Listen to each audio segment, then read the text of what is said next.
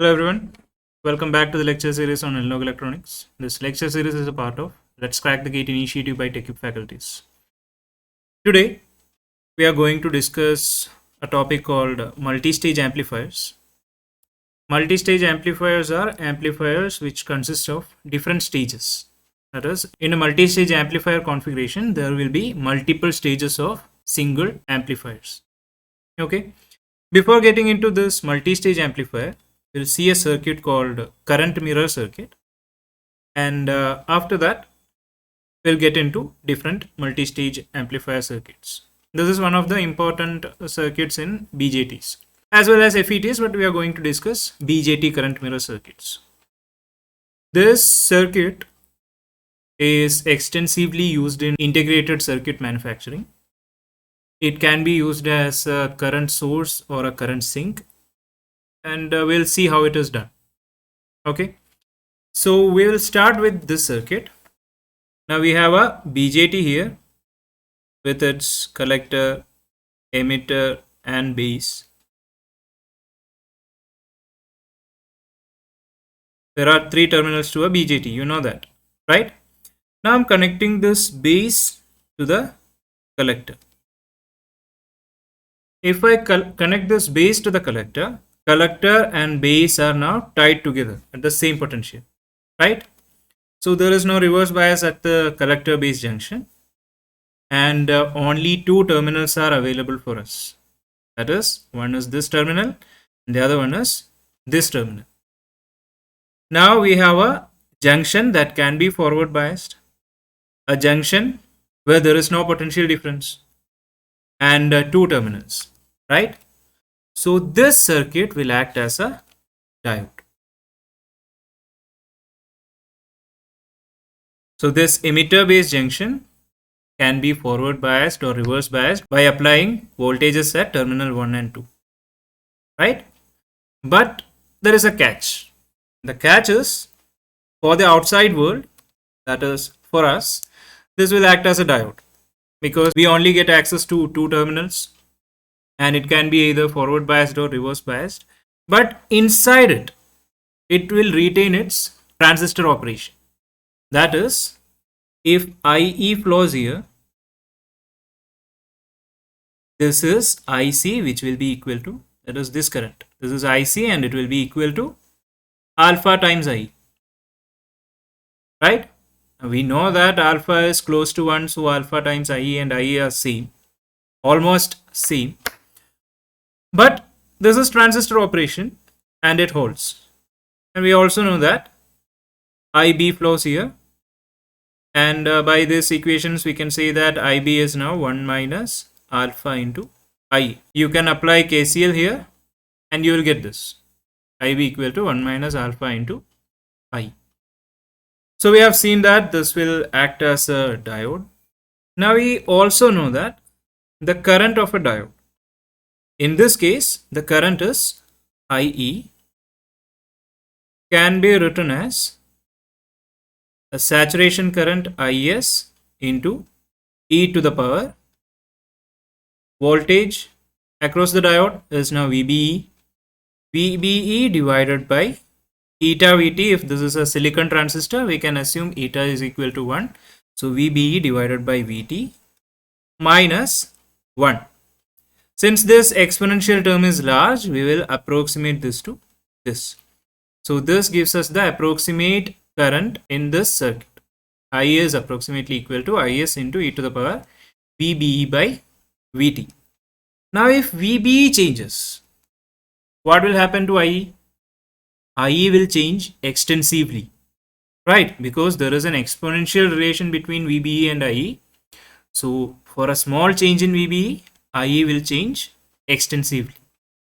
So if we want to make the current a constant, fixing VBE is not a good solution, because we know that VBE changes with temperature, VBE changes if we change the transistor. So this way of fixing IE, that is by making VBE a constant, it is not a stable way of fixing IE at a constant value. So the way we are going to do this is, we are going to force a current into this transistor, or this transistor acting as a diode. I'll call it diode. We'll force a current into this diode, and that will make the current a constant. That is, that will make the current through this transistor or this diode a constant. Let's see how it is done. So we have the same circuit here. The transistor that is fooling us as a diode.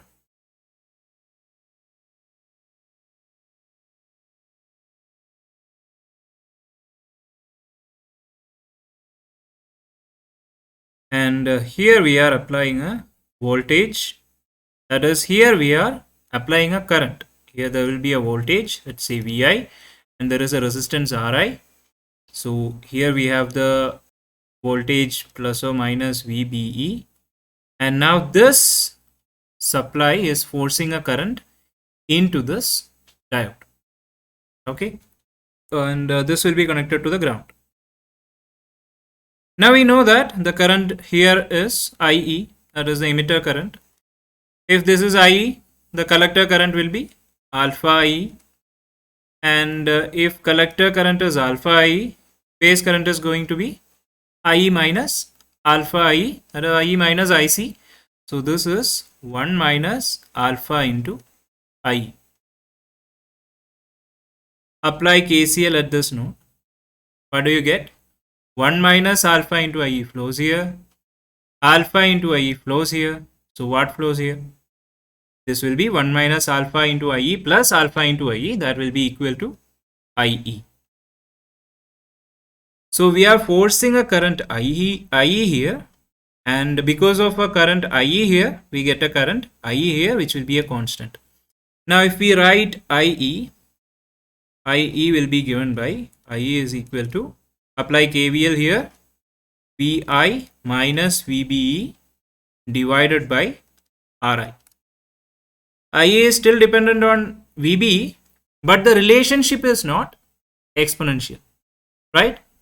IE doesn't have an exponential relationship with VBE, so that change in VBE doesn't affect IE as much as it did in the previous case, right? IE equal to IS into e to the power VBE by VT. Now by using this method, by pumping a current into this diode, we can make IE a constant. And the dependency of this IE on VBE is very much reduced, right? So if we know that VBE is going to be 0.7, if we take a higher value for VI and RI, we know that the dependency on VBE can be reduced further. So this circuit will force a current of required magnitude through our diode. Okay. Now what we are going to do is, let me copy this. We are going to connect a transistor to this configuration, that is this diode, and here we have our transistor.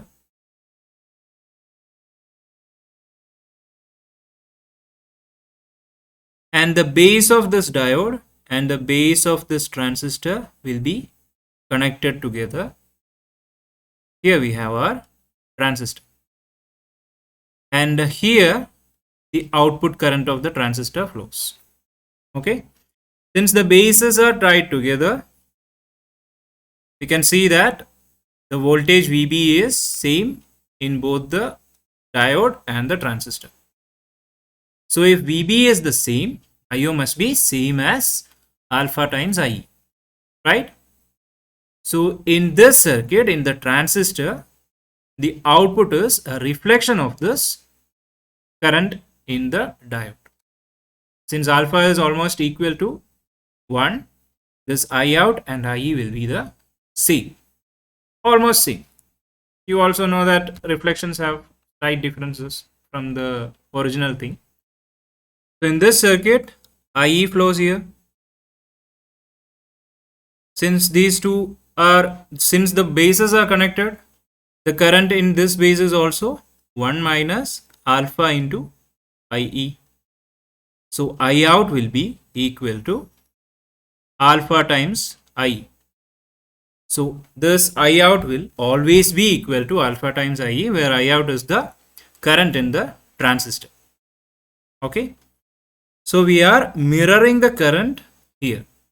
That is, we are taking a reflection of current in the diode to a transistor, and we are making it constant, and the dependency on VB is very much reduced.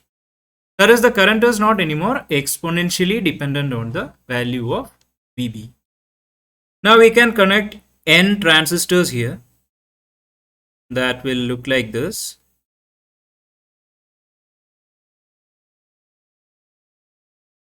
The base of all of these transistors will be connected together, and here the current will be IE and voltage will be VBE.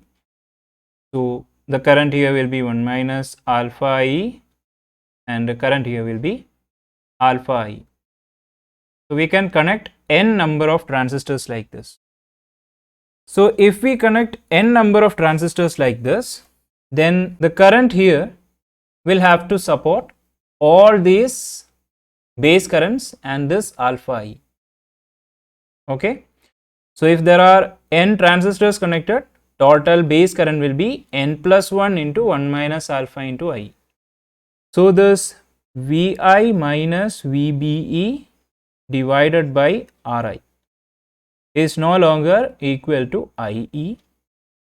This will be equal to alpha IE plus 1 minus alpha into IE into N plus 1, because this is the current in one diode or transistor.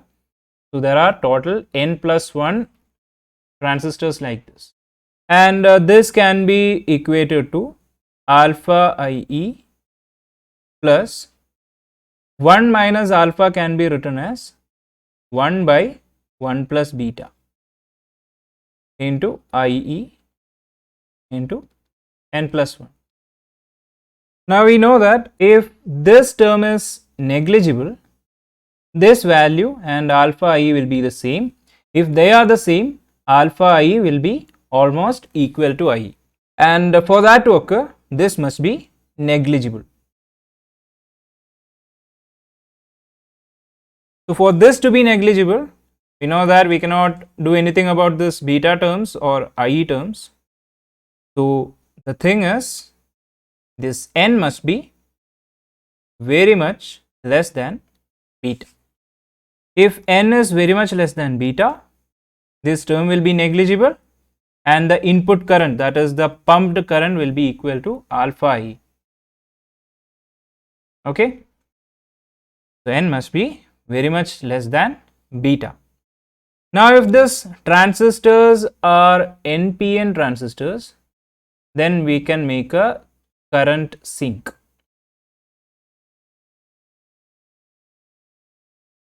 And if they are PNP transistors, then current sources can be made. Because you can see that the current flows into the transistor. So this, what we see here, are actually current sinks, and the PNP, if we use PNP, current goes out, so they can be current sources. So these circuits are used in integrated circuits, and this configuration can be used as current sinks or current sources. Current source means constant current sources, okay, or constant current sinks. Now we can do some modifications to make this better current source. Okay, you know that if you look from here, you can see the output resistance or output impedance of these transistors. Since the emitter is connected to ground, this output impedance is almost equal to 1 by HOE. Okay, so this is a good value. 1 by HOE is a very high value. Normally it is ranging from some hundreds of kilo ohms to even mega ohms. So these current mirror circuits can actually behave as good current sources. Okay, but we can do some modifications.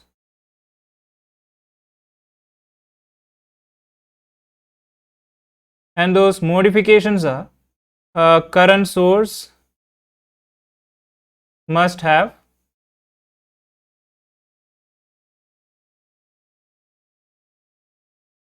high output impedance so that most of the current flows into the load. This is one. We can further increase the output impedance of this current source. And the second thing is the current reflected.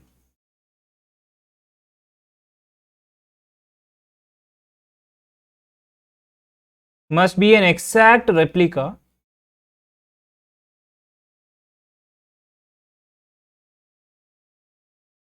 of the current pumped into this diode.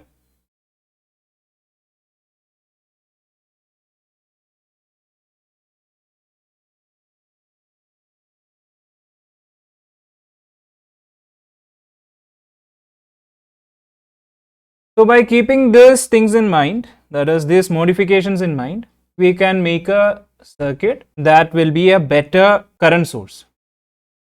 Now the most commonly used current mirror circuit will look like this. You will see this in textbooks as well as some GATE question papers. So there is a diode here which has a base and collector connected like this. And here we have our input current, call it I1 or II. This is the input current flowing here. Now there will be a resistor connected here at the emitter. Let's call it R1. Here we have the transistor. The bases of these two are connected together. And here we have another resistor which is R2. Now this is grounded. And here we have the output current I out. Now I out and II must be the same. We'll see how we can make I out and II the same. That is, if we need a constant current here, we know that here we have VBE. If II flows here, almost the same II flows here. I out flows here. Here also we have VBE.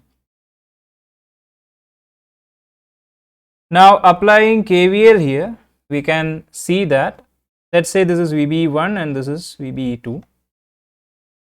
VBE1 plus II into R1 is equal to VBE2 plus I out into R2. Now I out into R2 is equal to II into R1 plus delta VBE, where delta VBE is equal to VBE1 minus VBE2. Okay. Now delta VBE will be a very small value, because if this is silicon transistors, VBE is almost equal to 0.7. So the variation in base emitter voltage in transistor to transistor is going to be negligible.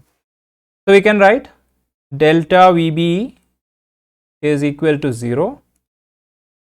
Therefore I out is equal to II into R1 by R2.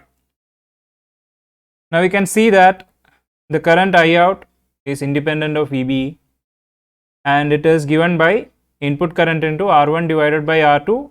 These R1 and R2 are external components, right?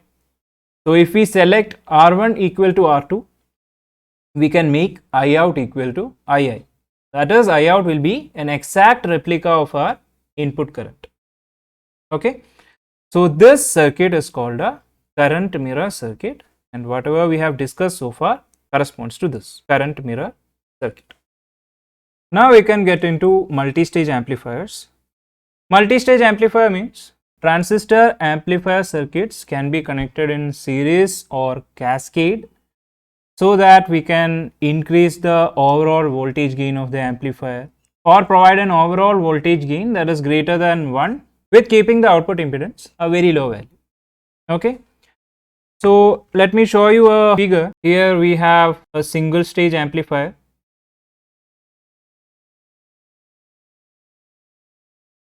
Here we have the source voltage Vs, and now this is a single stage amplifier. We can connect many single stage amplifiers like this, so that it becomes a multi-stage amplifier. Okay, here we have the output. So this is stage 1, this is stage 2, and this is stage 3. Let's say this stage 1 amplifier has a voltage gain of AV1, stage 2 has a voltage gain of AV2, and stage 3 has a voltage gain of AV3. Okay. Now the total voltage gain V out divided by Vs is not equal to AV1 into AV2 into AV3, because we know that here we have an input impedance Ri1 and an output impedance Rout1, another input impedance here Ri2, output impedance Ro2, input impedance Ri3, and output impedance Rout3. Now the voltage gain of the stage 1 amplifier is a function of this Ri2, that is the input impedance of stage 2, because of the loading effect of this stage 2 amplifier on the stage 1 amplifier circuit. So because of that, V out by Vs, which is the overall voltage gain, cannot be equal to the product of individual amplifier gains. Okay. So remember this.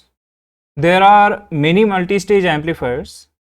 We'll discuss one today, and that is called Darlington pair configuration. Let's see how the circuit looks like, and then we can go for the analysis of this configuration. A Darlington pair looks like this. There is a transistor 1. The emitter of this transistor is connected to the base of the second transistor. Now the collectors of these two are connected together.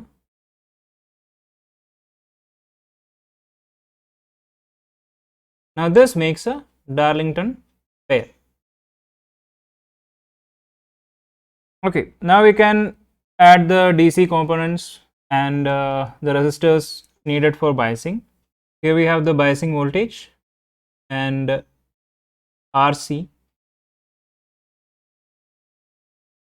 Let's call this V plus. Here we have the output voltage V out. Current here is IC. Here we have the signal Vs, coupling capacitor Cc, and here we have the base resistance Rb. Now this is connected to the base. Now here let's say we have a constant emitter current here that can be achieved by a current mirror circuit. So this emitter current is represented by a current source. Let's call this IE0. Here we have the ground connection. This is V minus, and here we have CE.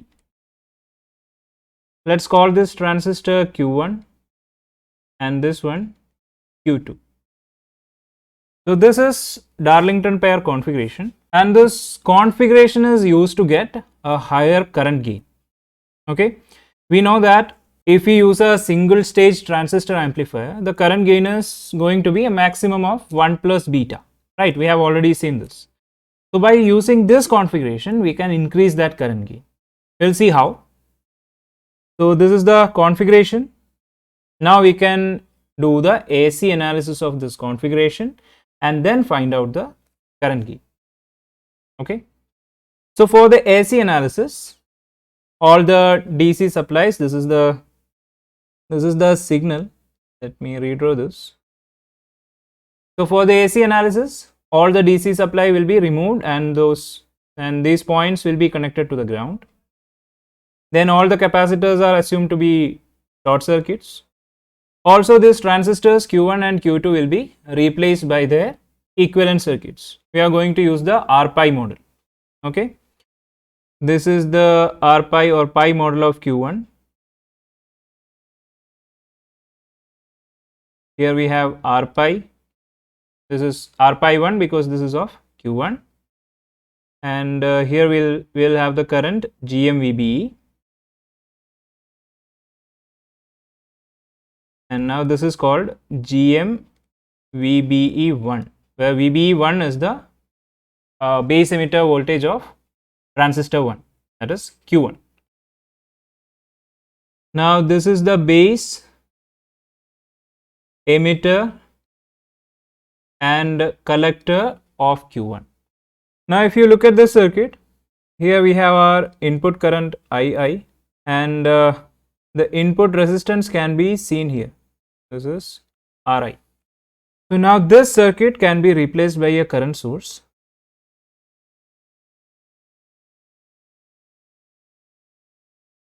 This current source is II. Now the emitter of this transistor, that is Q1, is connected to the base of Q2. At the base of Q2, we will have the R-Pi of Q2, that is R-Pi 2. And the collector of Q1 and collector of Q2 are connected together. So here we will have GMVBE2.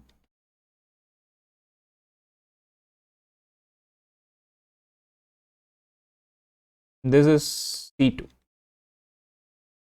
And at the collector of Q2 and Q1, there is a resistance going into the ground because now the DC supply is grounded.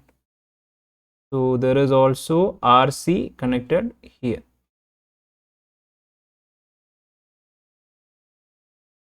And if you look at the emitter, there is a bypass capacitor here, CE. So this point is now directly connected to the ground. So all these points are now connected to the ground.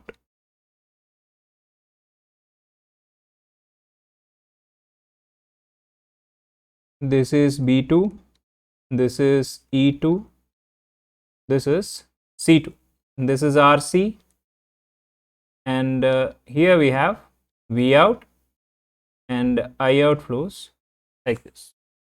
GM can be different in both these cases, so this, let's call this GM1 and this GM2. And across this R-Pi 1 we have VB1, and across this R-Pi 2 we have VBE2. This is also connected to the ground.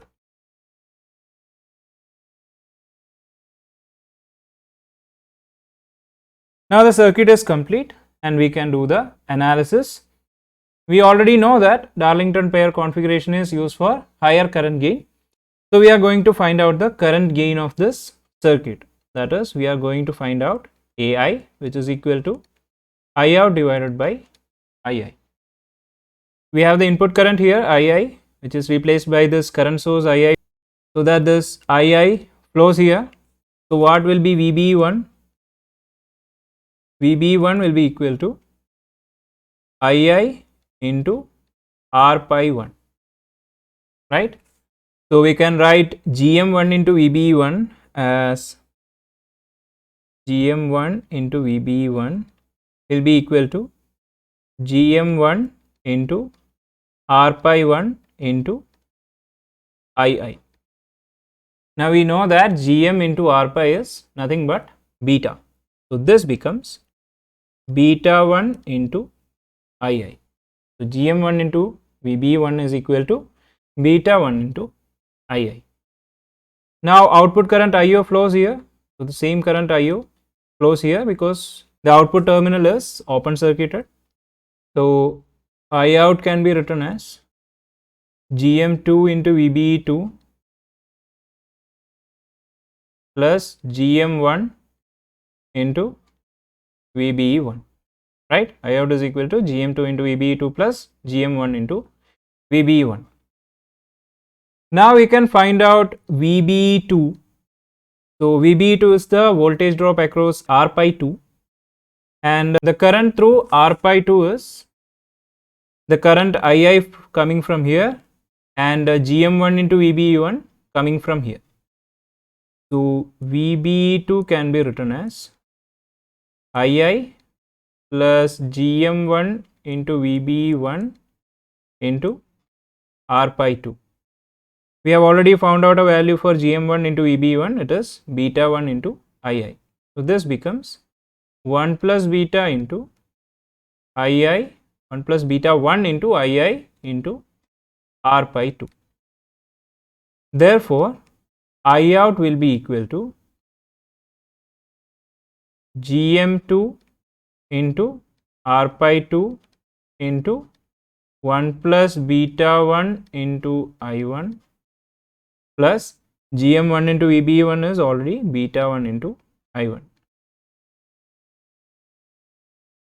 Now this becomes GM2 into R pi 2 is beta 2 into 1 plus beta 1 plus beta 1 into I1. So the overall current gain I out divided by II is given by beta 1 plus 1 plus beta 1 into beta 2. Now this is AI. Now we know that 1 plus beta 1 is approximately equal to beta 1. So this becomes beta 1 plus beta 1 into beta 2 approximately, and this becomes beta 1 into 1 plus beta 2. Now 1 plus beta 2 is approximately beta 2. So this finally becomes beta 1 into beta 2. Now the overall current gain is almost equal to the product of individual current gain of this amplifier stages, that is single amplifier stages. So AI equal to beta 1 into beta 2 is the current gain of Darlington pair configuration. If you look from here, you can see Ri, and we can find out an approximate value of Ri, and this will be given by 2 beta 1 into R pi 2, and this is the input impedance of this Darlington pair circuit. So with that, I am winding up today's lecture. We'll see with more multi-stage amplifiers in the next class. Until then, bye.